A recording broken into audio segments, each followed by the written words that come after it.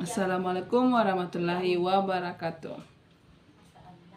Perkenalkan, nama saya Hairani dari kelas manajemen dan bernomor induk 33214044. Dengan materi pembahasan saya hari ini, pengertian metode harga pokok pesanan.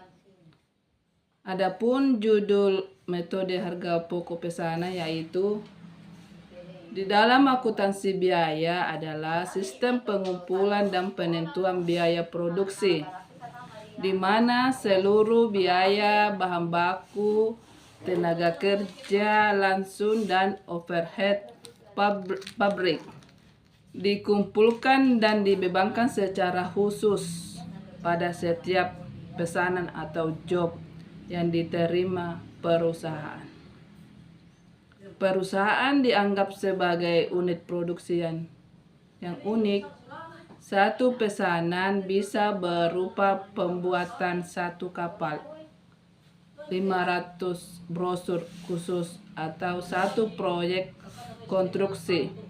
Semua biaya langsung, bahan baku dan tenaga kerja dicatat langsung ke pesanan yang bersangkutan.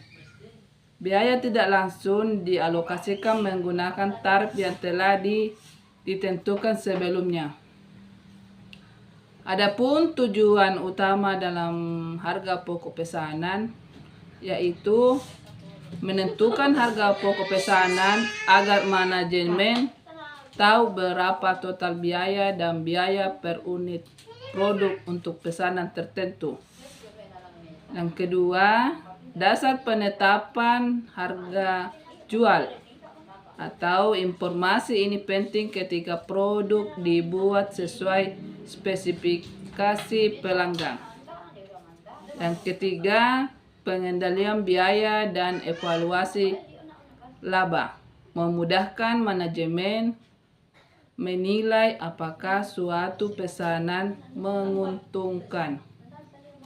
Dan adapun ciri khas dalam metode harga pokok pesanan yaitu produksi berdasarkan pesanan khusus,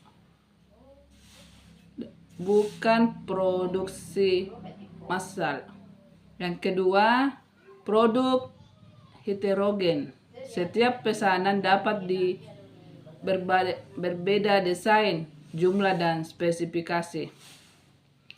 Dokumentasi rinci menggunakan kartu biaya pesanan job, bukti pemakaian bahan, dan kartu jam kerja.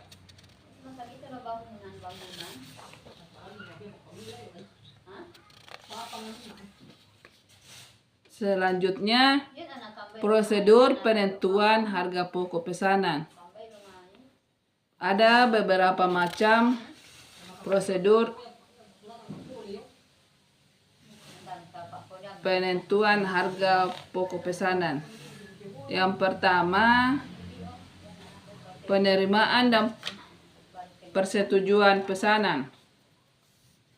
Dan yang kedua, persiapan dokumen utama. Ketiga, pengumpulan dan pencatatan biaya produksi. Dan yang selanjutnya, penerapan di berbagai industri. Ada beberapa poin itu. Penerapan di berbagai industri, di bidang industri, yakni konstruksi dan proyek infrastruktur. Contohnya pembangunan gedung, jembatan, jalan raya. Setiap proyek memiliki desain, ukuran, dan jadwal berbeda. Dan kedua, percetakan dan penerbitan khusus. Contohnya undangan pernikahan, brosur, promosi unik, buku edisi terbatas. Ketiga, industri mebel dan kerajinan custom. Contohnya furnitur dengan desain dan material spesifik dari pemesan. Bengkel kapal dan industri berat. Contohnya lagi pembuatan kapal atau mesin industri. Masing-masing pesanan memiliki karakteristik berbeda. Yang kelima, teknologi informasi dan software development. Pembuatan aplikasi atau sistem informasi tailor-made untuk klien. Jasa event organizer atau produksi film. Contohnya, tiap event atau film adalah proyek tersendiri dengan anggaran terpisah. Adapun kelemahan dan kelebihannya ada dua poin. Kelebihan dan kelemahannya, yakni kelebihannya yaitu informasi biaya per job yang akurat, dasar penetapan harga jual yang tepat, dan kelemahannya administrasi rumit dan biaya pencatatan tinggi. Dan kedua, ketergantungan pada ketepatan dokumen.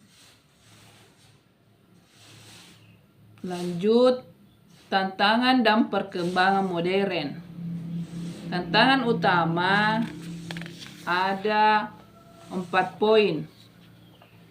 Tantangan utamanya yaitu kompleksitas overhead pabrik, kecepatan dan akurat data, fluktuasi harga bahan dan upah, dan integrasi teknologi informasi.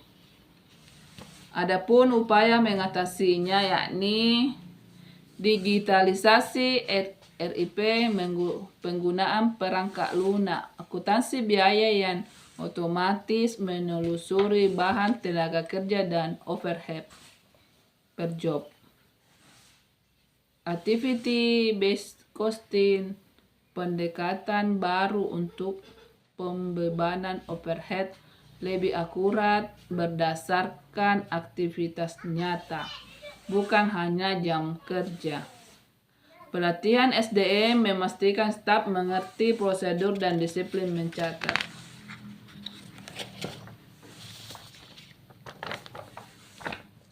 Ya, itulah penerapan metode pesanan harga. Metode harga pokok pesanan, kesimpulannya yaitu adalah sistem akuntansi biaya yang menghitung dan menelusuri biaya produksi secara terpisah untuk setiap pesanan pelanggan. Seluruh biaya bahan baku langsung, tenaga kerja langsung, dan overhead pabrik dibebankan secara khusus ke setiap job melalui dokumen pendukung seperti requisition, time ticket, dan kartu biaya pesanan.